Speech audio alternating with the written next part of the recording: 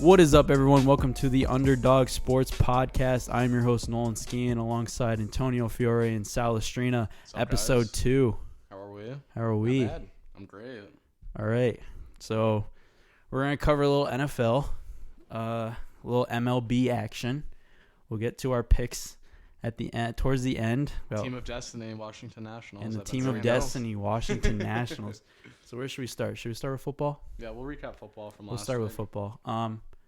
What's going on with Dallas? I don't know, but I love it. I'm a huge fan of what's going on with Dallas right now. I bet you are. I mean, I think they miss Amari. Definitely. I think when Amari that went that out, game, that was. I mean, they made a little comeback push at the end, and they kind of figured things out. And you know what? They went back to kind of Zeke heavy. Their offensive play calling hasn't been as good as the first 3 weeks. I think they kind of got away from themselves. But they also stopped playing piss teams. I mean, you can argue whether the Jets were a piss team or not. Jets with Sam Darnold. But Sam Darnold obviously elevates them a lot. I think because you look at the past 2 games, both games, they started so bad. That's Dallas right. Oh, yeah.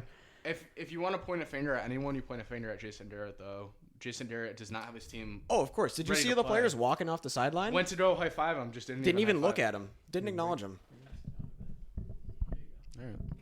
No, I know. Just like Jason, you got to get your team ready, dude. Like, it's not that hard. You're playing a fucking football game. Like, And I really think they overlooked the Jets. And maybe they were too focused on maybe Philly this upcoming weekend. I think they're going to come out buzzing for this game at home Sunday Night Football. They're going to be ready to play. But this Jets game was a really black mark on their season. Disaster. I also think that Gallup needs to take a step up when Cooper's out, too. Because I don't think Gallup dropped 2 passes and he had a third one go through his hands. Yeah, well, I mean, Gallup played really good within the first 3 weeks of the season, especially when, they were winning. When Cooper was there, and Cooper was getting a lot of attention. Cooper was getting 130 yards a game, and then Gallup was getting around like 80 to 102. Cooper takes the pressure off him. Yeah. So, I don't know. I think Gallup needs to step up, especially if Cooper's out this week. Is he definitely out this week? They haven't said definitively, but they said it's really up in the air as to whether he's playing. So, they don't know yet. And it's a good matchup. That hurts Dallas, too, because Amari's what you're taking advantage of. Big matchup if he comes back, though. Yeah, what you're taking advantage of with the Eagles is that secondary. Which is awful. Exactly. So and if you don't have Amari, you got good. Amari. You're going to throttle them. No Amari, you got to still have things to figure out. Which is what I said last week, too. I said Kirk Cousins is going to throw all over that secondary. I don't think that there's any. That's what happened. And Stephon Diggs went absolutely off. And, I think the Vikings are going to start rolling, too. I They might have that fire. I think Kirk Cousins has a little confidence now after these 2 games, especially beating Philly. It's all going to come down to when they play a good team in prime time. But that's when he lets you down the most. Correct. Is when you think he has the most confidence, and then he comes out and shits his pants again. So you guys were impressed with him, obviously. I was impressed, but I know that it's still Kirk Cousins. He's always going to let you down in the end. Yeah, it's. We're not talking about him here like he's going to end up being some kind of crazy quarterback the rest of the season. Yeah, I definitely think they make the playoffs, but they can't win with him. Do you think Kirk Cousins can win a Super Bowl? No. Me neither. I don't think. Do you think the Vikings thought that when they were getting him? I think they did. You don't give a quarterback that much money if you don't think that. I just can't believe that. I think it was a egregious decision.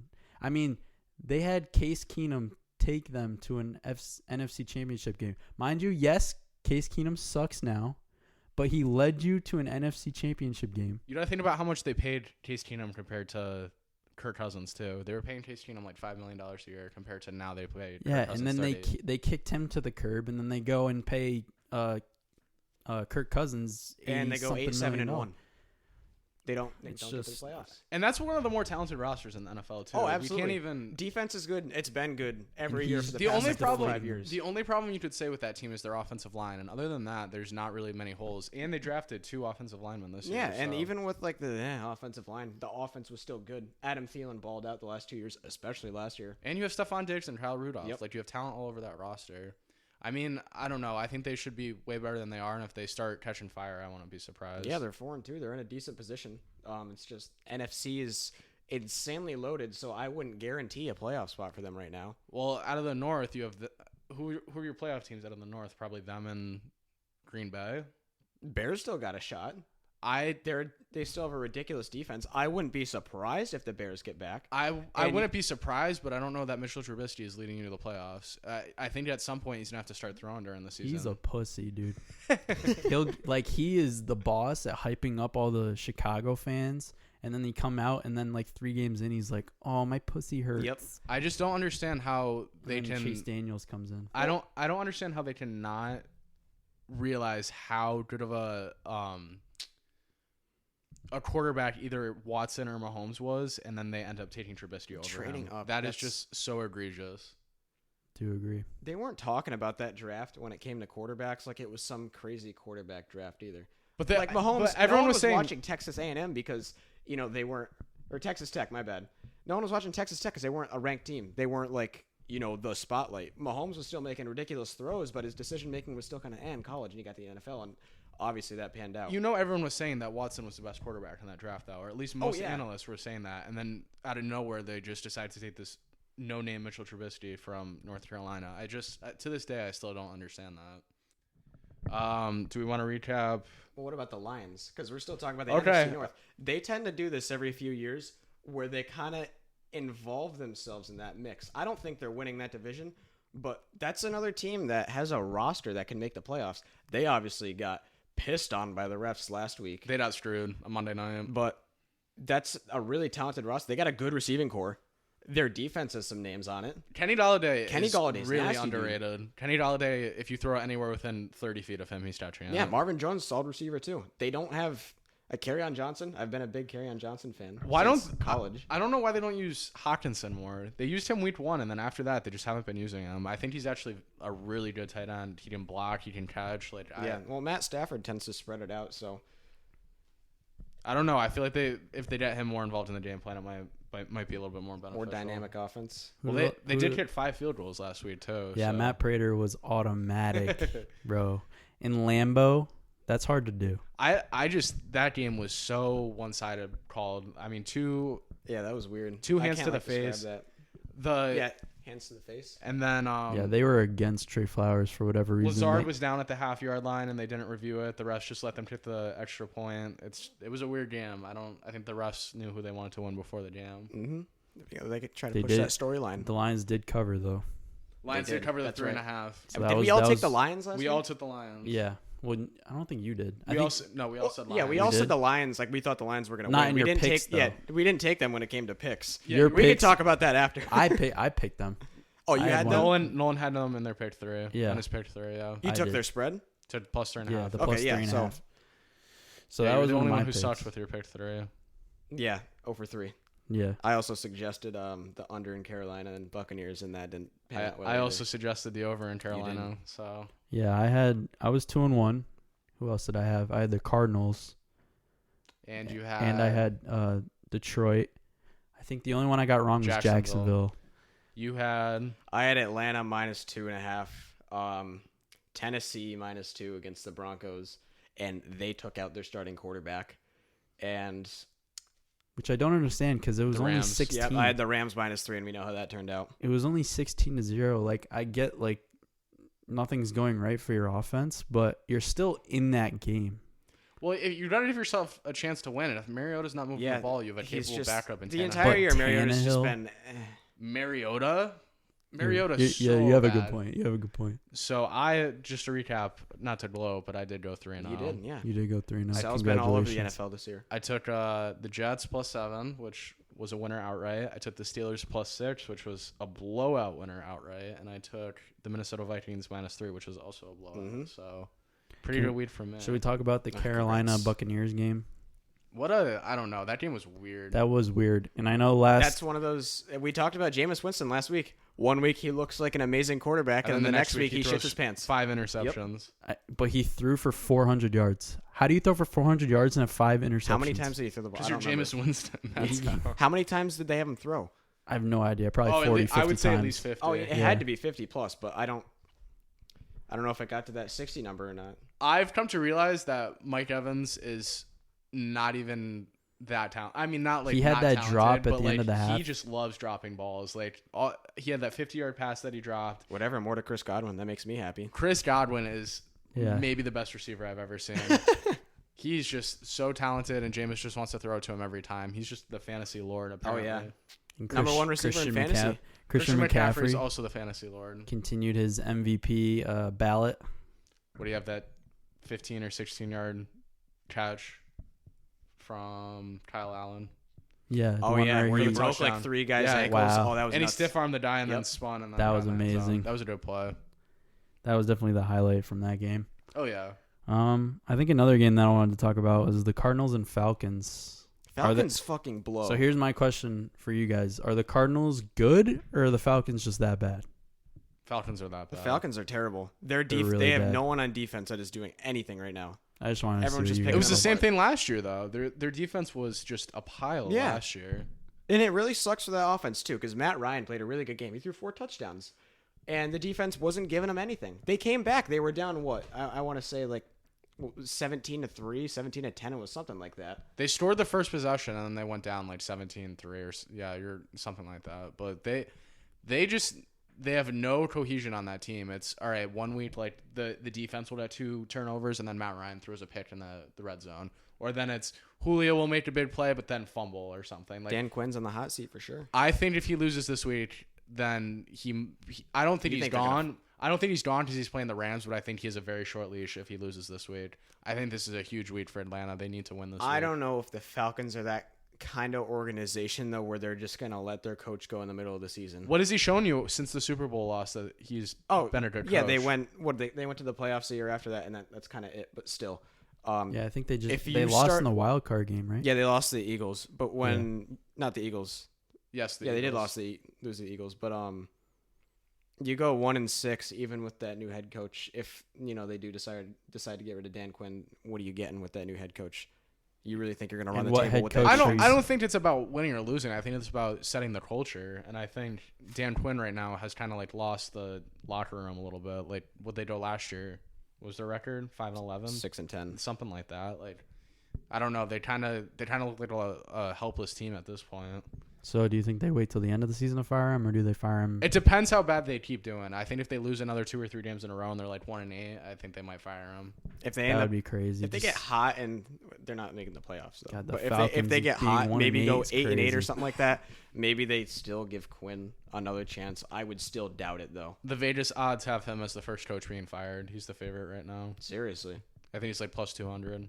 So even over Kitchens. Yeah, like very, very high over Kitchens, I think. I don't think Kitchens will get fired this year. You gotta give him 1 full year. Yeah, I don't think. Speaking of Kitchens, that Browns Seahawks game was crazy. It was. That was a really good game. Browns were up 14 in the first half or 17. They definitely blew it. Oh yeah, that was their chance to kind of get back in, and I don't know. Their defense did not play as well as it did the week before. It was that weird play where they went for it on 4th. There was a holding penalty, and they thought that Landry got in. And then the next play, they go to run it, and it looks like Chubb has an opening and gets in, and Freddie Kitchens throws his challenge flag and stops the play. And they review it, and he lost the challenge. And then I think, did they get the touchdown after that? I don't think they ended up scoring. I think they got stopped. I think they turned the ball over, and then they went 3 and out, and then they scored it down, but then Seattle went back and scored after that. Right, that's what happened. Got it. But that was... I just couldn't remember what happened after that. That was also Russell Wilson kind of announcing his dominance right now. He's on a tour. Oh, yeah, pace. No. So far this year, best quarterback, no doubt. I really don't think there's anyone in competition right now for... If we're talking... Yeah. When you say MVP, a lot of people right now, they're going to say McCaffrey. But at the end of the road... It's between him and McCaffrey. At the end of the road, I don't see a running back winning the MVP toward the end of the season. Unless the Panthers go on a ridiculous winning streak and just keep rolling. I mean, they're on one right now. They are on one. But if they stay that hot, if the Panthers go 10-6 and McCaffrey has 2,500 scrimmage yards and 18 touchdowns, then it's a possibility. But like right now, if I'm going to predict an MVP, it's Russell Wilson. He's definitely the front because it's right the quarterback bias, and obviously exists. I don't understand.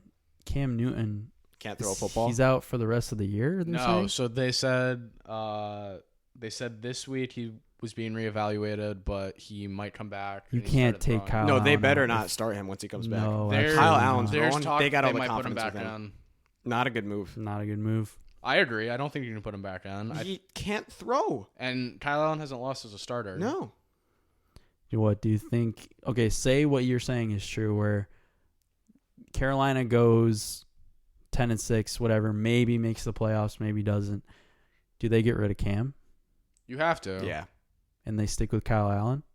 I think. I don't see a reason. Well, they also drafted Will Greer too, so I think you just turn it over. And I like Will Greer a lot. If that doesn't work out, you try and work him in. Right. Because you're not getting anywhere with Cam at this point. No. But I don't know. I think you trade Cam for a couple picks. I don't know what realistically you're getting for Cam at this point, but I think anything's better than nothing. And I think Greer as the backup to Kyle Allen isn't the worst thing. And, maybe a team like the Bears would take a shot on Cam Newton when the year's over if Trubisky keeps, sucking. I could see, the Bears taking a shot on him. I could see Denver. Yeah, I was going to say the Broncos. I don't know how much they like Drew Lock or not. I like Drew Lock. I would have preferred him. I don't know enough about Drew Lock to have an informed opinion on him. In the time of the draft, I would have rather the Giants gone after him than Jones at this point. You like Jones. I do like Jones at this point. When they drafted Jones, I was freaking out. Once I saw what he could do. You and everyone else. Yeah, every Giants fan was. But once I saw what he could do, it's not hard to change my mind when it comes to that type of thing. Obviously, this past week against the Pats, that was his first rookie game. Mm-hmm. Let's be honest with that. That's going to happen, and it was going to happen at some point. Well, you're also playing the number one pass defense in the league, too.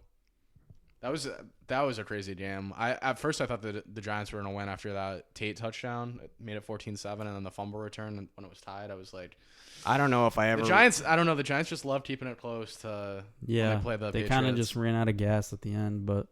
And the defense. It was close until the fourth really quarter. Good. Yeah, it was. It was. The Patriots love starting out slow. They love starting out slow. Yeah, they do. And now I think it's up to James White and Sony Michel. I think they're gonna try and do what they did last year, where they really try to pound the football. But can the offensive line help them? Do that? That's the only difference, is that they don't have a good offensive line anymore. So I don't know what their plan is. It's whatever Tom Brady says is their plan. I mean, if you just want to feed it to Julian Edelman every single play, which they the problem is he's eventually going to get hurt. He takes so many shots over. I mean, he's been hurt. You need him for the postseason, and you can't keep exposing him to hits over the middle like that. I get you need to win games and keep progressing forward and keep involving your star players, but I just don't think at this point in the season you can afford to throw Edelman 15 targets or 17 targets a game, because you're just going to expose him to all these hits. So I think they need to either get Dorsett more involved, get White more involved, get Ben Watson more involved if it even comes to that, but they just can't keep hucking it to Edelman every play. Yeah, if they have that kind of confidence in that offense to where they can kind of move Edelman out of that main scenario, because like you said, that's the other thing. He's Tom Brady's guy in the postseason. He's going to keep going to him, and it's going to keep working. It's just I don't know if the Patriots in this position, because at this point Buffalo has the easiest schedule in the NFL when it comes to winning percentage. So when they play again towards the butt end of the season, that might end up being a big game, because the Patriots schedule gets really tough from here on out. I think another person they're missing too is an Amendola, where you need that another over the middle threat who Brady trusts and who Brady can connect with. I think someone like that would help. They need to go after someone at the trade Antonio deadline. Brown. Well, Antonio Brown obviously, but they're never. I don't think they can bring him back at this point. I think if they end up losing that grievance and they have to pay him, why not just have him come back? I don't know. He said something like that too. Obviously, he's one of the most talented receivers in the NFL, but at this point, he's made so much of an ass of himself that I don't think the Patriots want him on their team. Because here's the thing, right? They said that Belichick and Brady were very upset. They did not want him off the team. And Robert Kraft made the decision to kick him off the team. Is he in the position to make that sort of decision when he himself was in trouble for lewd and lascivious conduct down in Florida? I mean, obviously he is I don't in the like position that because he's the owner, but I don't think his... Now, I'm not saying what Antonio did is right. He shouldn't have done that. He knew the rules. He knew what he was doing. I don't know. There's just something wrong up here, I think, up in the psyche. But as a football player, he's just amazing. I think he craves attention, and that's why he keeps saying for the Patriots to bring him back, is because no one really cares about him anymore. They're kind of moved on at this point, and he wants the spotlight again. And he realizes that if he's not playing football, no one cares. I wouldn't be surprised if they made a deal for a receiver at the deadline. They need to make a move. What's for a the receiver. stance on Josh Gordon right now? Any kind of... He is tweaked. I think he's still hurt. No pun intended. I think he's still hurt a little bit. I think Do they plan on? Is he going to play this week? I don't know. I think they've said he's questionable. I don't think they've. Yeah, it was because I know when it happened, it looked really bad. It looked so bad. I thought he was done. It could have just been like a hyper. I put my hands over my face and I was like, "Wow!" I think he just tore his MCL or ACL, broke his leg. Did he walk off the field? He with help. But he walked off the field with help, and then he was on the bike after. So then I was like, "Oh, okay." He just like hyperextended it or something, but it looked bad. I mean, yeah. So eventually he'll be back within most likely the next few games. A couple weeks. Yeah. I'm not sure about this weekend. They're saying, but he kind of just looks lackadaisical out there sometimes. He doesn't have the best hands either. It's kind of another problem. Whenever Brady throws it to him, he kind of just seems unsure of himself whether or not he's going to touch it. He did not practice today and is listed as questionable with a knee injury as well as an ankle injury. So it's still early, obviously. Both those things going on. I don't see him playing this weekend. Yeah. I mean, like, it's an important game against your division rival, obviously, but if you lose, it's not the end of the world. You're 6-0. And it's in New York. I know the Jets are 1-4, but every few years the Patriots go into the Meadowlands against the Jets, and they have a hard time. Not usually at this point in the season, though. Usually it's normally it is later in the season, but still, you never really know. And it's a 6-0 team. They're bound to lose at some point. Yeah, and the Jets are probably going to carry over a lot of fire from last week, taking down at what was at one point one of the heavy hitters of the NFL. You can argue if Dallas is still up there as one of the best teams. They still have one of the best rosters. This weekend will define whether or not. Yeah, Dallas I still don't think the Jets win this weekend, but I think it'll be a close game. Do we talk about Rams 49ers? Do we have an opinion on that game? We were totally wrong about that game last week. We had said, what was it? Garoppolo hasn't faced a defense yet, blah, blah, blah. Goff is going to throw all over them. He goes out and throws 78 yards. Wow, right before the period. 1-1. God damn it. Bruins Lightning. Fuck. Devil. Yeah, and Todd Gurley didn't play. What is going on with Todd Gurley? They're saying he might come back this week, but they're also saying Malcolm Brown is hurt now too, so they don't even know who's going to be the starter at running Why back. It's so mysterious around Todd Gurley. He just has an arthritic knee, and at this point, it's just like you can't run him. He just is an old man. Dude, I remember when he was getting like 30 fantasy points a week last year. Oh, it was automatic. Ridiculous. Yeah. And whoever had him, you know when it stopped? You had a winning record. You know when it stopped was the Bears game on Sunday night. Yeah, it was. Year. And I was playing with Todd Gurley on his team, him and Tariq Cohen. And I'm like, you know what? It was the playoffs. It was a playoff game too. It was first round of the playoffs in my league, and I was playing the team with Todd Gurley. The kid went 10-3. I was 9-4, and I had a good feeling. I'm like, you know what? If I want Todd Gurley playing anyone right now, it's the Bears, and it worked out well. I think he was limited to like 10 points, and that was it from there. They didn't really utilize him in the playoffs that much after that point because that was later in the season, and it was the C.J. Anderson takeover once that Dallas game happened. He still had one good game in the postseason, but it's just he hasn't been the same since that game, and the workload hasn't been the same, and the explosiveness hasn't been the same at all. Got fucked. Yeah, Rams. Rams are in trouble. I think now without Todd Gurley, it's got to come down to Jared Goff. And that's another really tough division. I don't think the Cardinals are, a factor in that division. Not yet. Maybe in a couple years. Yeah, but also they're not something to laugh at, though. But Seahawks and undefeated 49ers. That's two of the best teams in the NFC. Yeah. Easily. I mean, the 49ers are probably the best team in the NFC. So you look at some of these divisions and you see 2-3 playoff teams in each one except for maybe the NFC East.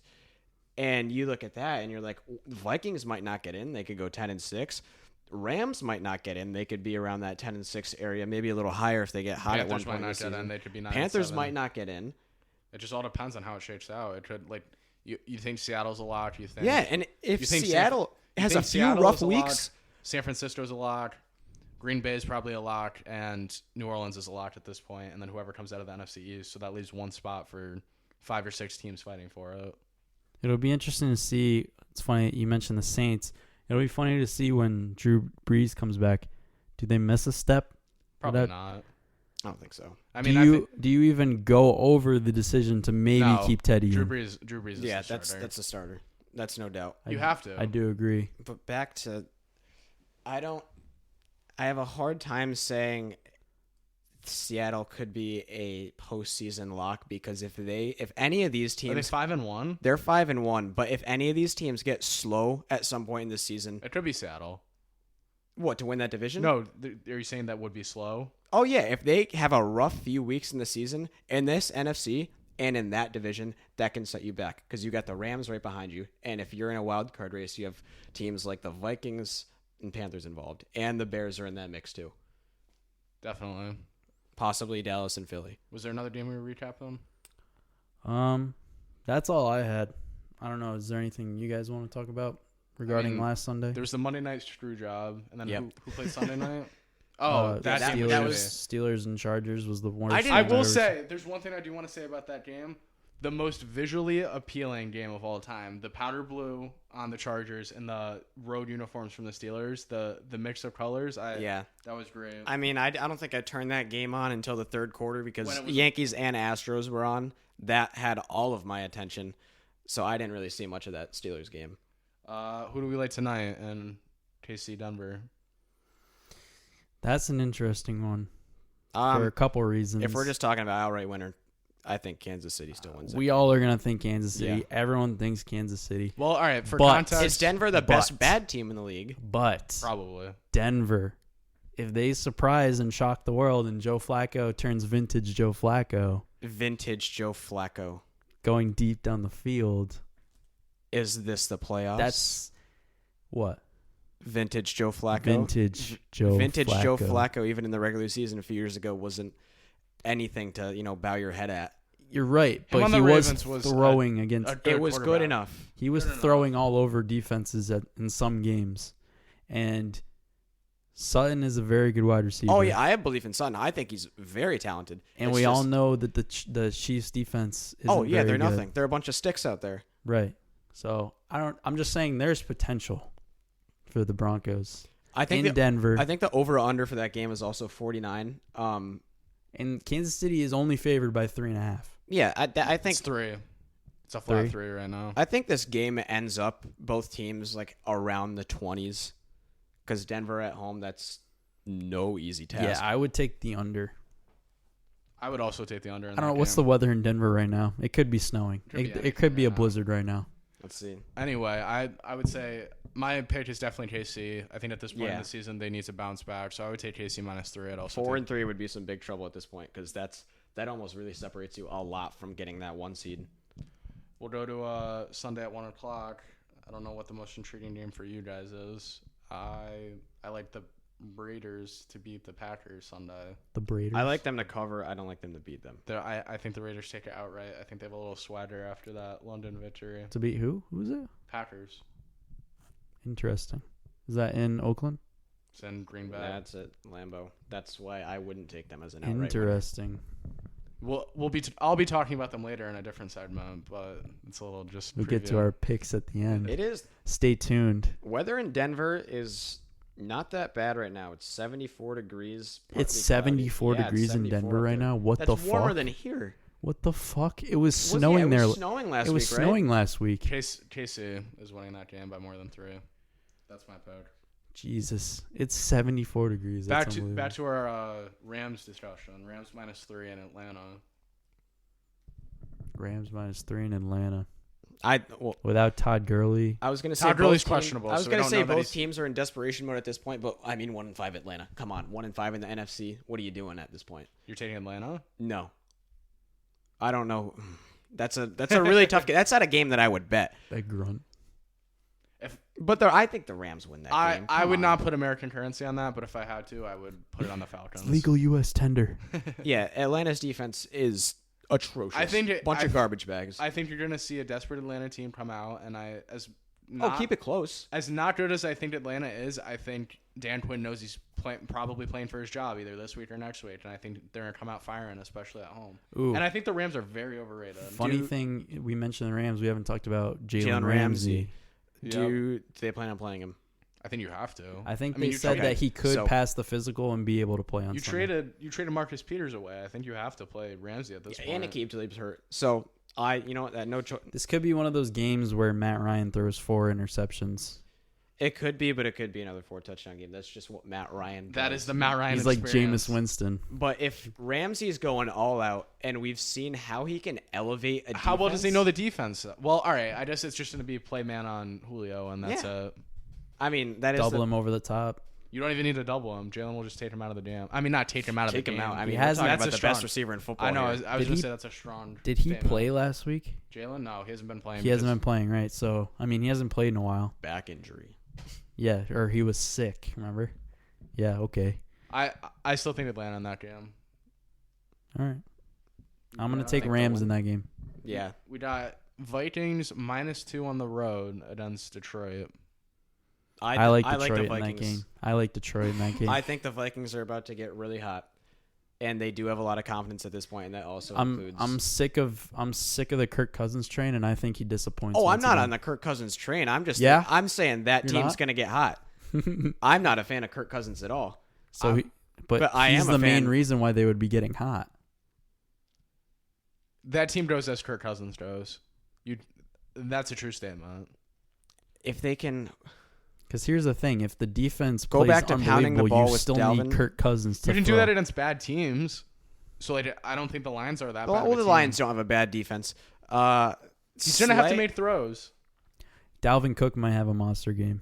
I mean, I'd be happy about that. I'm going to agree with Antonio. I'm going to say Vikings. Yeah, -2. I really think the Vikings All right. cover here. I'm the only one in the Detroit camp. Whatever. Go Lions. All right. Next game, your Giants -3 at home against the Arizona Cardinals and Tyler Murray. I think That might be an interesting game. Battle of the rookies. I think that has a potential to be a shootout. I think that could be like a 34-31, 31-28 kind of game. Arizona has a really bad offensive line, though, and the Giants' defense really surprised me last week against the Patriots, and they played a lot better than they have, in those first few weeks. They played, I don't know if I've ever seen worse secondary play than those first 2 weeks of this season this year from the Giants. But Jabril Peppers has been playing really good. Jack Rabbit's been playing a lot better, and the pass rush was there against the Patriots. The one thing going against the Cardinals is they're a West Coast team traveling east for a 1 o'clock game, so their body clock is screwed up. And Yeah, I like the Giants in that game. you take Giants -3. Nolan, I like the Giants as well. I think we have a round of Giants. All around. All right. Next, Jones wants to bounce back, and if Saquon is coming back this week, then Yeah, that's Good what luck, that's the Cards. leading factor for me is that Saquon might run all over Kyler's them. looked very impressive, I will say. and if the Giants do win this week, then they're a game out of first place because either Dallas or Philly's taking a loss. Yep. So they'll be 3-4 as Look opposed at you. to You're 4-3. glowing right now Oh yeah, thinking about Well, I that. know could- we got a chance here. They could tie, and you could be close, even closer. To Yeah, don't talk about ties. Get the hell out of here. I mean, Arizona's already tied once. That's true. That's so Yeah, it's so that's ugly. so sticky. It's I don't so- want to talk about that. All right, we'll move on. We got San Francisco, the number 1 team in the NFC, traveling to Washington. Spread is -10 for San Francisco. Antonio doesn't like any part of that game. -10. No, once you said Washington, wow, without I the just- voice crack, that was bad. -10 might not be enough. So you're going San Francisco -10. Yes. Oh yeah, is Colt McCoy still starting? They're saying Keenum's going to be the starter. The Reds. Okay, still I don't give a shit. The Redskins are a sinking ship, and the ship is also on fire. They So, played who last week? Why can't I think of it? Washington. Miami. Yeah, that's what I was Oh, gonna and say. the They played poop- another shitty The team. poop bowl Yeah. game of the century. That was the worst game. All right, can we Why- talk? All right, can we talk about the 2-point conversion? Miami threw the game Why? intentionally. That was such a That throw. was so That rigged. was so funny. Oh my god, that was the most intentional, unintentional bad play of all time. Okay, not only was the play call terrible, and then Kenyon Drake dropped it. If he catches that, is he getting in? No, he's not getting in. He's That's not the whole getting point of in. the play. What was that play call? That play call was let's go 0-16 this year, so we got the number 1 pick. That was that play call. I agree. I think So- they want that number 1. Well, that's been their goal the whole season. They've been trading away literally everyone. They traded away Stills. They traded away Tunsil. They traded away Minkah Fitzpatrick. Like they're not trying to win anytime soon. Now, since we're on Miami here, they play the Bills this week, and that spread is -17 for the Bills at home. That Bills Coming offense, off a bye. Bills are coming off a bye. They are coming off a bye, but that Bills offense is still kind of. Atlanta sucks on both sides of the ball, but Atlanta. 17's a lot of points. This might be. I don't know if they're gonna blow them out. This might be a game I bet Sunday. I think I don't think I'm definitely taking Buffalo. Buffalo is. You like the minus 17? How are the Dolphins moving the ball? I don't know. Dolphins I'm just saying because are so bad. The Bills' offense just isn't that teams. consistent. There are two teams who are seriously bad and cannot do anything, and it's the Redskins and Miami. And they played each other last weekend. Well, the Bengals too. They're on 6. Here's the thing, though. Bengals would be both those teams. Bengals, like, they have A.J. Green coming back, correct? Yeah. Well, as long as they don't trade him. Most likely. But that's someone. Oh, yeah. Their receivers are still good anyway. I mean, Tyler Boyd. They have some talent. They have more talent than either of those two teams have. John Ross III. He's good, too. I think that the Cincinnati thing is just all Andy Dalton shitting his pants. Well, they're done with him after this season. His contract's up. They're not keeping him. And they're done with him for sure. If they can end up getting that first pick, then I'm sure they'd be happy with Cincinnati. Yeah, actually, you know what? They haven't won a game. I don't like Tua either as the first overall pick. I would definitely go Justin Herbert over him, and I think that's a good fit for Cincinnati. If they don't, Alabama quarterbacks tend to not do well once they get to the NFL.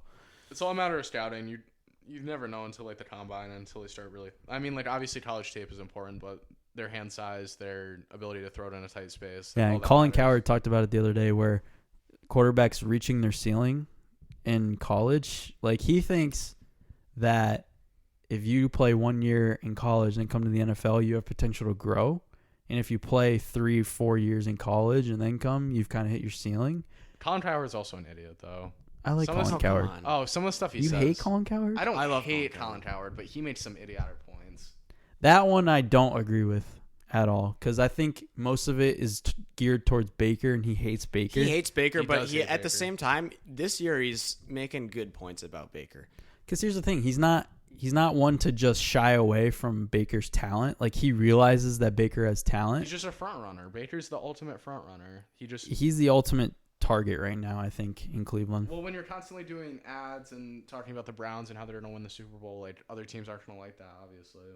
Yeah. And then you're throwing picks, and your strongest thing in your game, which is your accuracy, isn't there.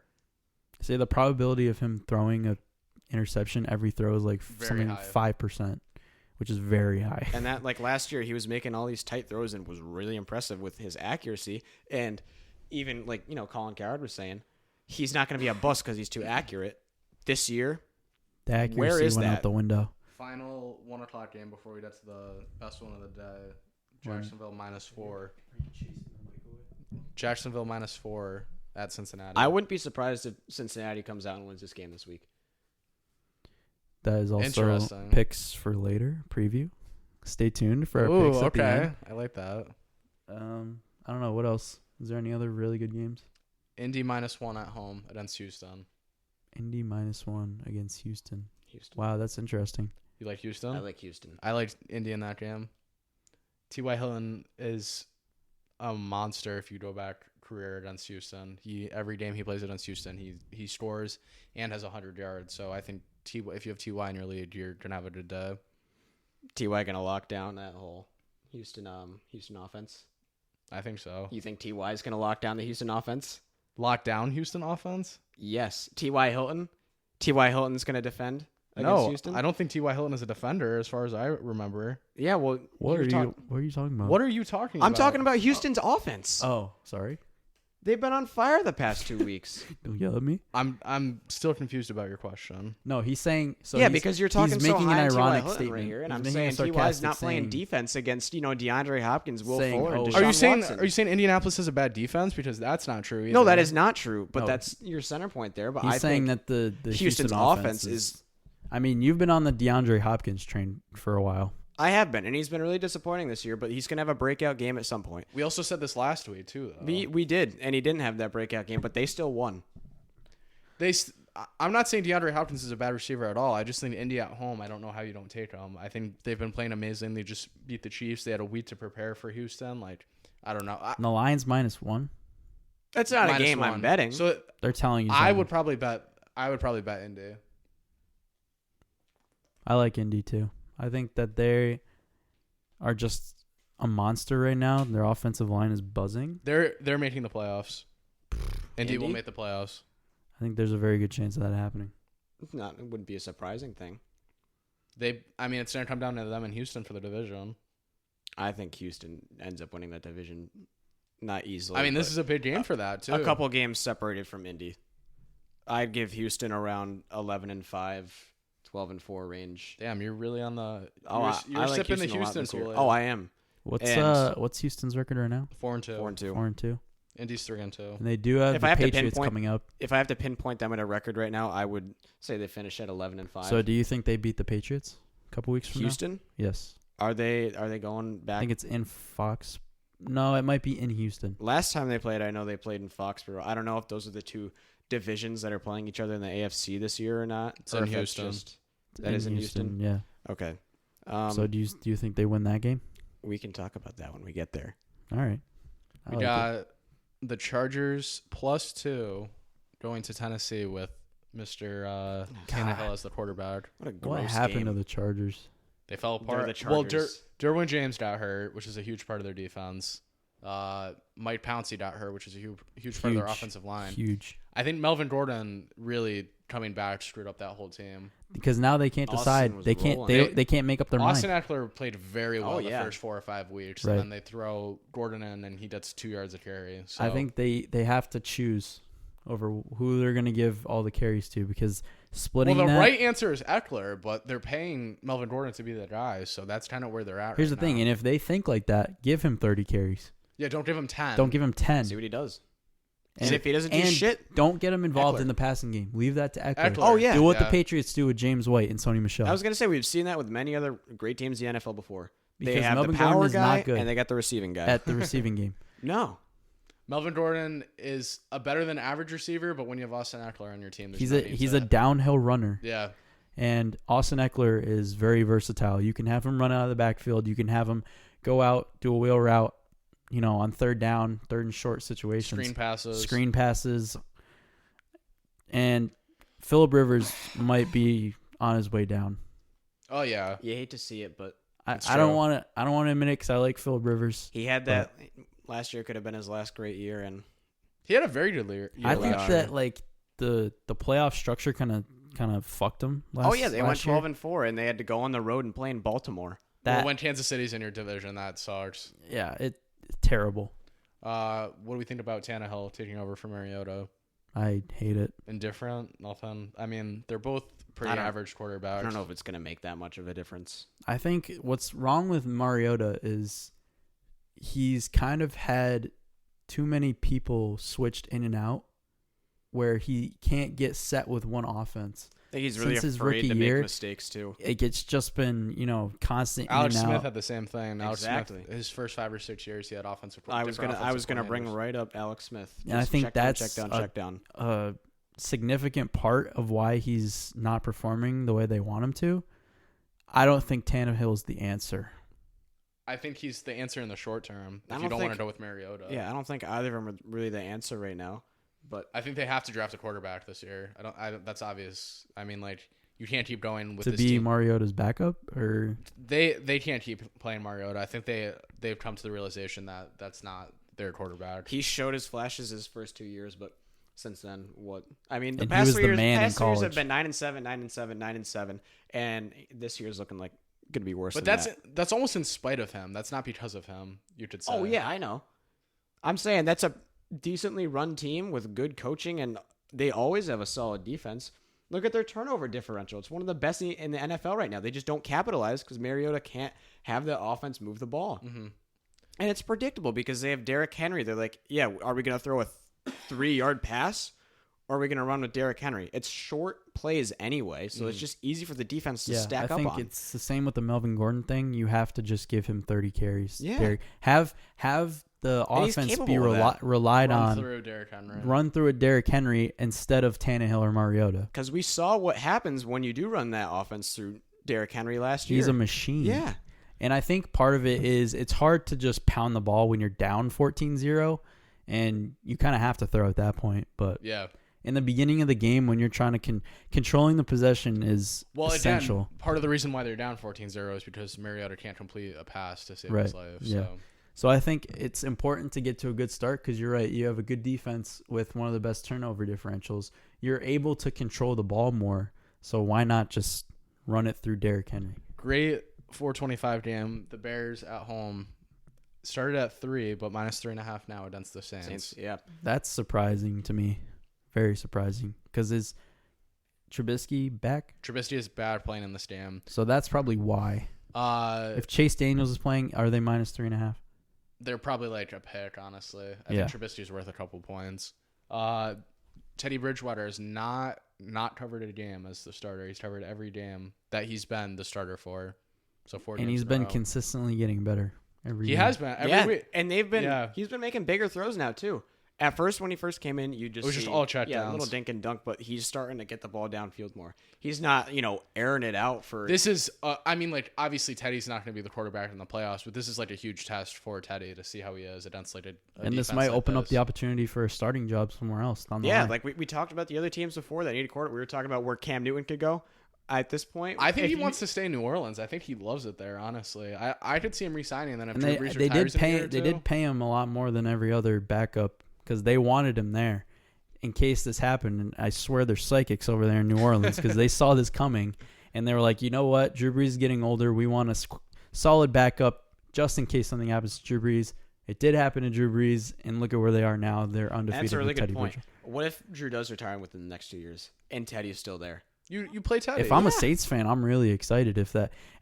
Not excited that Drew Brees is retiring. But you're still going to have that same core, and you're not going to have an issue at quarterback. You have Sean Payton calling the plays. You have Michael Thomas as your number one receiver. Like, you have pieces all around you. You have Alvin Kamara. The defense has finally come together within the past 2 years. Stepped up immensely the last 2 years. So here's the thing, too. Another interesting thing to talk about is franchise quarterback, like the face of the franchise, the only one that's really just retired since we've been sort of old enough to realize is Peyton Manning. Yeah.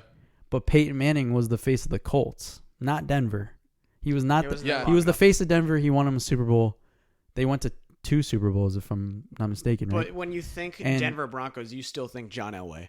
You think John Elway. Yeah, definitely. But he retired. And then they had a quarterback issue. The next probably 2-3 years, you got to think Roethlisberger retires, Rivers retires, Breeze retires, Brady retires. And that's what I was getting to. At some point in the cycle of these years, we're going to have all these quarterbacks gone. It's going to be a whole new landscape in the NFL in a couple of years, especially with starters. It'll be interesting to see. When that comes around and all those quarterbacks are gone, know who's going to be in the NFL? Daniel Jones. Trevor Lawrence. He'll be in the league. I've never seen a person more high on a prospect than Antonio is on Trevor Lawrence. I don't know. I mean, you could talk about how he's been underwhelming this year, but I don't think Clemson's trying. So Clemson is coasting through their division because they know they're just going to get there, and I wouldn't be surprised if they even face Alabama. Their mouths are watering. I wouldn't be surprised if they beat Alabama by 30 again. Yeah, they are at the door. Their mouths are watering. They're waiting for Alabama to come through. Our picks for the Saints game? Saints. Plus 3.5. Plus 3.5. I think that's easy money right Give there. me the Saints. I'm gonna take the Bears minus 3.5. All right. I don't think that's a bad. You want to be a quirky Tumblr girl and go against this? That's fine. The only reason I'm saying that is I haven't really seen Teddy against the defense. Obviously the Bears have one of the best defenses in the league, but Teddy against that defense might. Still watch out for that Saints defense. That's gonna be. We said under in the Jacksonville New Orleans game that last week, and that hit. I would say under again. Under again. Hit it again. Hit it again. Because, New Orleans, great defense. Chicago, great defense. Everything is telling you to take the under in that game. My lock of the week is this next game. Baltimore plus 3 against Seattle. Baltimore plus 3 against Baltimore Seattle. is winning this game outright and might beat them by 7 or 10. That is my take. I agree with you there. Is that one of when your I was picks? looking at the games earlier, I'm like, I think Baltimore. That is one of my picks. We'll get to that later. Lamar's going to run crazy on that defense, and I think they hold the ball for 35, 40 minutes. I don't think Russell's going to be able to get too much momentum in that game. And those are the 2 1 and 2 quarterbacks in fantasy football right now, too. And Marcus Peters getting traded to that Ravens defense might light a fire underneath them. Yeah, and when Marcus Peters is engaged, He's one of the best. Oh yeah, he's one of the best lockdown. He's like quarters. a top 10 corner in the league for he's sure. had a couple of rough games. Yeah, well, when you just look at him and his body language, like these past few games on the Rams, like just whole year. I think he needed to get traded. Yeah, he needs a trade every couple years just to get his mind right. Yeah. Seattle. I think Seattle's had a little run, but I think they kind of. And Baltimore really needs that secondary help too because they've been bad in the secondary this year, and that's a division filled with receivers. Mm-hmm. Juju on the Steelers, Jarvis Landry, Odell Beckham Jr., and you think of the three guys up on the Bengals. Well, Ross, Boyd, and Green. Yeah. Green stays, yeah. Even Auden Tate has looked good. The big receiver on the Bengals. They're still going to win that division no matter what. I think if they got Marcus Peters or not. But so your pick is Ravens, you said? Yeah, Ravens. Yeah. Rounder Ravens. Finally. Last time we went kind of undecided. I mean. Oh, that's a really tough game to pick. Is it? Where is it? Where's the game? Seattle. Last time we went all around, didn't turn out well. God, it's so hard to go against the Ravens, but I'm gonna pick Seattle. All right, Seattle -3 for Nolan. Last and final game Sunday, the night game. Dallas -3 against Philly. You saved the best for last. The best for last. Although we did talk about it a little bit earlier. For this game. I think this is going to be a great Sunday night football game. I think Dallas gets back to their identity. I don't think it's true just pound Zeke 30 times, but I think that's the hardest team to run on the NFL. Correct. So I think they're going to go like Zeke 15, 18 carries, but I think he gets involved in the pass game. I think especially if Amari's not there. I think you see a Tavon Austin sighting. Maybe he touches a long touchdown. I think you see a big game from Gallup, like I said earlier. Gallup, and more Gallup. I like Dallas this week. I like Dallas big this week. That's probably going to be one of my picks. See, here's the thing. I said that last week when they're going to play the Jets. And they just went out. And then Sam against Darnold, that other green team. Sam Darnold happened. Oh my God. I just don't want to credit that to Sam Darnold, though. He had that 92-yard pass and everyone shit their pants, okay? It's Sam Darnold, okay? It was a good throw. Robbie got open. He has one game and everyone is like, wow, dude, he might beat the Patriots next week. Look out, Patriots. No. Well, it's okay? not the 100. It's obviously, still it's not Sam the 100% Darnold. reason like they won. I think that Adam Gase kind of opened up that playbook a little bit more. Fred Williams called a great game defensively. Oh, yeah. They didn't. Their defense is no joke. And when they get CJ Mosley back, they played really good against the Bills that first week. They did. I think big storyline to watch is whether or not Philly can run the ball against that Dallas defense too, because the games that they were winning, Jordan Howard was running 15 to 20 Bay times. Game. Green Monster Bay game. Who'd they play the week after that? Who'd they play 2 weeks ago? Was it Detroit? Did they play the Vikings? Or was that before? It was whoever they played in between Green Bay and Minnesota. Howard has been getting a lot of touches in those games. They've been performing very well. So I think you'll know right away. If Howard gets a lot of touches, I think they win. If Howard's not really involved in the game plan, they probably lose. I like the Eagles just because that is, with the probability of Amari Cooper not playing. It's pretty high. Yeah. So that's a game that would need to be a Zeke game. But then again, running against Philly is not an easy task. Even though, if Zeke has a monster game, not surprising. One of the 3 best backs in the NFL. God, I hope Amari plays. But I do like Philly. It would be such a waste if he doesn't play. Well, against a team like this, you got to take advantage of that secondary. And if he you have would Amari dice up that secondary. And here's the thing, though. If they try to force him to play and he's not 100%, he's just ended up it's more not hurt. worth it. Yeah. So if he's not 100% by Sunday, I say don't play him. Your pick? My pick is Dallas. Dallas -3. Dallas -3. And you have Philly +3. Separating myself. You think Philly wins outright? I think so. Okay. And then, I can see that game being decided by a field goal at the end. Really wouldn't be surprised. That tends to be how those games end up. One more game, Monday Night Football. Patriots traveling to MetLife to play the Jets. On 10 days of rest, the Patriots all the way. I have to. And I'm not just saying that because I'm a Patriots fan. I want to see the spread for this game. I think -10. Patriots -10. Darnold. It's +9.5. Oh, it went down. Okay. Darnold looked great last week against the Jets, but I don't know. It's hard to pick against the Patriots. Off the long against rest. That defense. And the only thing is going to be if the Patriots offense starts well. If they do what they did against the Giants, it's going to be hard. The Jets have a better defense than the Giants too. Yes. Brad. Bruins just scored 2-1. Look at that. Oh, wait. So who scored it? I don't know. Someone followed up. Bruins up 2-1 right now against the Bergie. Lightning. Yankees Astros just started. Yankees Astros also just started. You want me to turn it on? I'll turn it on. We'll talk about the NLCS with Nationals going through. Oh, I didn't get to make my pick for the Monday game yet. Patriots are winning. I thought you said Jets. No. Yeah, I'll stick with the Jets with the plus 9.5. So NLCS, we got Washington advancing in four games, made light work of St. Louis. Really happy to see that. And crazy that Anibal Sanchez and Max Scherzer back-to-back games, no hitters through 5. Last time that happened was the same 2 pitchers for the Tigers. Obviously, they did not win that series because the Red Sox won the World Series that year, but still, crazy stat. They should have won that series back in the day. Oh, the Tigers? Yeah. Yeah, that Reds... Such a weird Red Sox team. Another team of destiny, that 2013 Red Sox team. I don't know. They did have the best record in the MLB that year, but Tigers team was really good. The only problem with... that was a rotation and a half, but that was... David Price was in that Tigers rotation. You know how he goes in the playoffs. The only problem with the Nationals now is they have 10 days of rest, or like 8 days of rest before they play another game, so... I don't know. That's not going to fare well for them, at least for the first couple of games. So we've moved into the MLB. Yeah, Nationals. So should we start with the Nationals? We were talking about them. All right. Can we talk about their road to the World Series? Because it's... Well, I compare it to the St. Louis Blues of the NHL of last year. They were terribly bad towards the middle of the season and then just completely just turned it on. I saw a ridiculous line earlier in the day where Nationals were like plus some ridiculous amount of number at one point in the season to get to the World Series.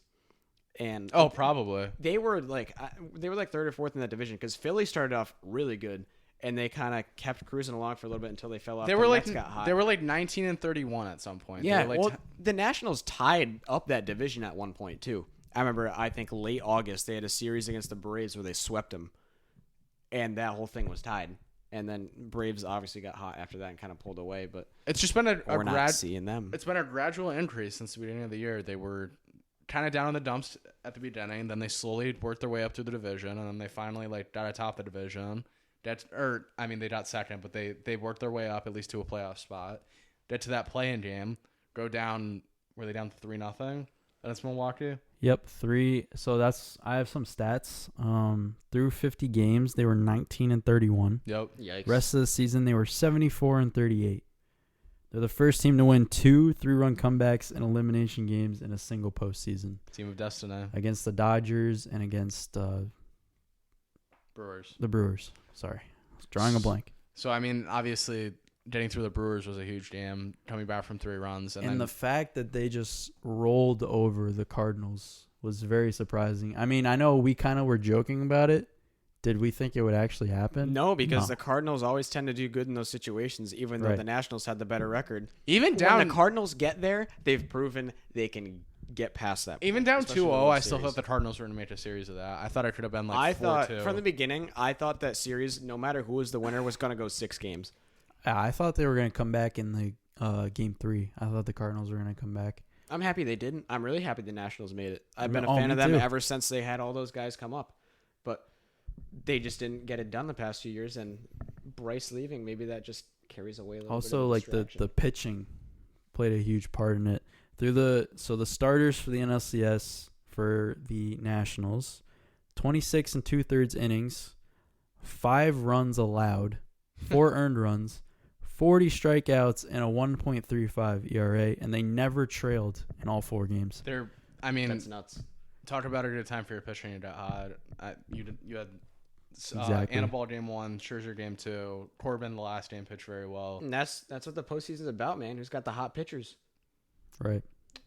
It's like hockey. Hot goalie, that can win you a cup. The hitting, they've had a lot of timely hitting too with Soto and Rendon in the middle of that lineup, and Rendon has played about as well as you could hope for at this point.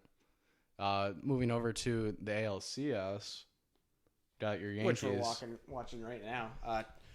the Yankees have to win this game here, and they have to win tomorrow because after that they're facing Game 3. Game 3 was bad for Game them. 3 was a huge game, and the fact that the Astros picked that up was a huge momentum swing in the series. Garrett Cole kind of showed some cracks there. He wasn't as good as he was still great.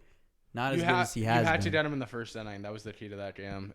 Just because of you had him on the ropes, and if you score like a run or two that inning, maybe the game goes differently. But I think that's the key to any good starting pitcher is you have to hit them early, and then at that point you kind of shake their confidence. Yeah, the Yankees have to win tonight, and they have to win tomorrow night too because, like I said before, you're facing Garrett Cole in Houston. Crazy things happen in baseball, but that's the hottest pitcher in baseball right now. If they beat him, that's nuts. Mm-hmm. I mean, he's pitched as well as about any pitcher has pitched throughout a postseason run because he pitched Game 1 against Tampa, he pitched Game 5 against Tampa, and then he pitched Game 1. No, he pitched Game. He pitched Game 5 against Tampa. Game 5 against No. Tampa. Against the Yankees, he pitched Game 3. Yep, last game. So he's pitched 3 times. And he's given Game up. 3. He had a streak snapped, 11-game streak with 10+ strikeouts. And he still had, he still had 8, right? He had 7. It 7? was his fewest since August 1st. Which is nuts. Yeah, that's insane. 7 strikeouts is your fewest in a 2-month stretch. That's unbelievable. But I also think the Yankees had an opportunity to get back in that game, and they didn't. I forget what inning was it when they had the bases loaded and Garrett Cole got out of the jam. First inning. It was the first inning. They were 0-6 with runners in scoring position. 9 runners were stranded in the whole game. That's the postseason. There was also Game 2 for the Yankees. They made a decision early to pull James Paxton through 3 innings and 2/3. I didn't like that move by Bruin. I was okay with that move. The one that got me was pulling Chad Green. And then he struck out every batter he faced. I'm pretty sure he didn't allow a hit. He took him out for Ottavino. He took him out for Ottavino first pitch. Gone. Yeah, Springer cranked one. And Chad Green came up as a starter, so he has the capability to maybe get an inning or 2 more out of him, so that that ended up going to extra innings, and you had to bring in J Happ. Which then he gave up the home run and ultimately decided. I've hated J Happ. I hated that move when they traded for him last year. I think he's a very overrated pitcher. So obviously we don't know the outcome of Game 4 yet, but if I had to make a prediction, I say I'm going to say Houston in 6. Houston in 6? Yeah. Like in 6 games? Yeah. Oh, okay. I know last week we said it would go 7, or we thought it would really go to Game 7. At this point right now, I think Houston wins 2 out of the next 3 and they take it in 6. Maybe not tonight, but I think they do. Yeah, no, I think the Yankees will. What was that? Antonio, so did he just? That was bad base running. What the? What was LeMahieu doing? He probably thought he caught it. Yeah, that's what my guess is. Yeah, I think the Yankees will win tonight, but tomorrow I have a really hard time believing that Verlander's going to lose to the Yankees twice in this series. So you have what, Houston in 7 or 6? I have a hard time making it come out of my mouth, but at this point, I think it's in favor of Houston winning in 6. All right. Yeah, Houston in 7. Houston 7. I think the Yankees win tonight. New York made a slower comeback, but ultimately not. Yeah, enough. I don't like the matchup of Greinke pitching in New York. Yeah, not good for him. I think we should get our pick 3 out, and then I think we're good to go. Yeah, can we talk about the fans throwing debris on the field after the last game? Yankees fans embarrassed me as a Yankees fan. I didn't even see that. Who was it? Who had the post-game interview where he called it out? He called him out. Oh, yeah, Josh Reddick. Yeah, he called it out, and fans were just throwing beers and, I mean, Yankees fans get that kind of reputation because, they're the Yankees. Because they're like that. They're the most popular team in the country, but stuff like that. I mean, I haven't heard of garbage being thrown on the field at any player at all through this entire season. There's a lot of baseball that happens. There's a lot of games. I'm sure stuff like that has happened. It's the postseason and it's the Yankees. You're going to get a lot of attention drawn onto you. There's douchebags in every fan base. But because the Yankees fan base is so large, sometimes it's embarrassing to consider myself a Yankees fan because of the acts that some of these assholes do. I can't believe they were doing that. I mean, like, obviously fans do that all the time, but that shit's just so uncalled Boston for. fans have their own reputation too. Well, Boston fans have a reputation of being racist. Yeah. Which I could see. So we're going pick 3 now. I want Nolan to Tate first. I want to hear. You want me to go first? Drum roll, please. No, I'm kidding. So first, you're probably gonna look at me weird, but I have Miami plus 17 versus Buffalo. Okay. I think that they cover. I don't think they win the game outright at all. I agree with you on that one. But I think that they cover. Just too many points. Just too many points. I have Cincinnati plus 4 against Jacksonville. Ooh, that was a pick Antonio laid too. I think what Antonio likes to say is they're gonna win at some point, and I think it's this weekend. Okay. And then I have New Orleans plus 3 against Chicago. You love New Orleans. I do. You know what? They have a good team. They have a great team. And the fact what they're doing with Teddy Bridgewater, I think, is a credit to Sean Payton, who's a really good coach. Last year, they should have went to the Super Bowl. Who knows? Screwed. Who knows what would have happened if they went to the Super Bowl? Would have been Brady versus Breeze. Everyone wanted that to happen, and it didn't happen. Ended up being the worst Super Bowl ever in terms of entertainment standpoint. And yeah, you know what? They have a really good team. So Nolan goes Saints plus 3.5 because that's the line right now. Bengals plus 4 and Dolphins plus 17. Yes. Antonio, your pick 3. I like Baltimore plus 3, and I also do like them to win outright. I think they're going to win that game. Brush right over to Green Bay. The Green Bay and Oakland game. I like Oakland plus 5.5. And I agree with you on Cincinnati and Jacksonville. And that's another game that I think that Cincinnati would win outright. I hate this. I have two of the same picks. I have Oakland plus 5.5. I have them winning the game outright as well. I have Baltimore plus 3 winning the game outright. Dallas minus 3 is my final. Yeah, pick. some juicy lines this week. I like the board this week. There's I like the board definitely every week, but I especially like the board this Sal week. stays up till wee hours of the morning. Just scouting the lines. Scouting the lines. It switches, and he's like, ooh. He's like, ooh, wow. And he sends this in the group chat. Guys, did you see? That's what he says. All right, guys. I think Can we wrap it up. Can we talk about the Bruins?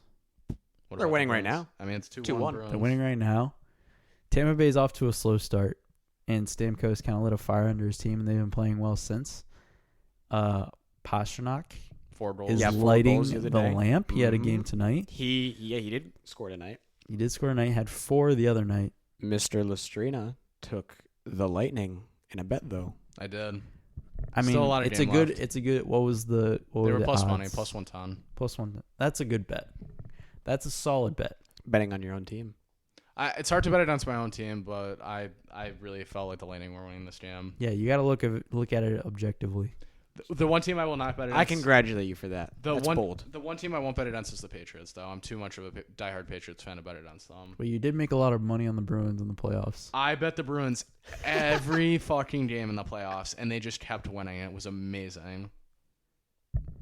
It doesn't get much better than that, honestly. Yeah, well, I also bet them during the regular season too, and they just kept. It was during that streak where they were winning like 16 in a row. I don't really bet sports anymore, but if I were to bet sports, it's all hockey. Yeah. If you really look at the trends of hockey and know who's hot and who's not, there is some money to be made because they don't pay attention to the lines as much, and they don't pay attention to the over-unders as much. Hockey's lines aren't as sharp as like an NFL line would be. Oh, no. Exactly, because no one bets them a lot, and they kind of get overlooked. So there's some money to be made. There's sometimes where they say, "Oh, Arizona is 4-7, so they're plus 200 against a team like I don't know off the top of my head, Golden like Knights or something. the Golden Knights or something." Arizona could win that game. Very easily. Yeah. You know what Well, I mean? I Like, think- there's nights where I think that's really similar to baseball, too. I'm probably the biggest baseball fan in this room, but Yeah, I absolutely. don't bet baseball because you just know anything can happen in baseball. That's the problem with the NHL and the MLB, though, especially during yeah, the because regular they're season. two low-scoring sports. It's hard There's to bet. a lot of volatility where if you're just betting one game, like absolutely anything. And it's can because happen. luck plays much more of a role in those two sports than yeah, basketball. one and bad football. bounce and it's a goal or Yeah. it's a couple yeah, I runs think or, the way to go is the over-unders. Wind's blowing the right way. Yeah, I ball's think gonna if carry. you got to look at matchups and you got to look for the overs because a lot of the times it's 5.5, 6 is what the over/under is, and there's so many games that go over that. So especially to start off this year, there's been a lot of overs. I mean, obviously like every year there's because like the 50, trend 50, but the trend is high scoring offenses. There's a handful of really good goalies, but then there's a shit bucket full of a bunch of bad goalies, and injuries and everything happens, and I don't know. It's just interesting. Yeah. All right, we're wrapping it up. All right. Great talk. Yeah.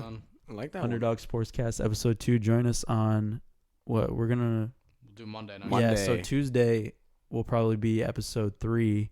We're gonna start doing it earlier in the week so we can recap Sunday games earlier, and have all that fresh in our minds. Have it all fresh. We'll try to do it twice a week, right? Eventually, we'll start to do it twice a week. So yeah, it's Underdog Sportscast episode 2. Thanks for joining us, gentlemen. Go Yankees.